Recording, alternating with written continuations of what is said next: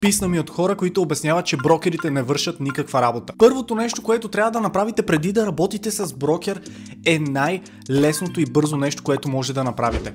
Просто напишете в Google името му и вижте всички ревюта и всички страници и интервюта, в които е участвал. Брокер, който работи на процент и половина, не прави абсолютно нищо, освен да ви качи обявата в имотните портали, а това може сами да си го направите и да си спестите даже и този 1% и половина. Аз ако съм купувач, и това го казвам от лицето на абсолютно всички купувачи, ако видя една оферта качена от 10 различни агенции, няма да си направя труда даже да се обадя. И тъй като ми прави впечатление, че повечето купувачи не знаят, можете да работите само с един единствен брокер, което всъщност е моя съвет. Разпишете си договор с единствения брокер, който харесате и сте му видяли името в Google и сте видяли с какво се занимава и дали е професионалист или не, и си ходете само с него на огледи.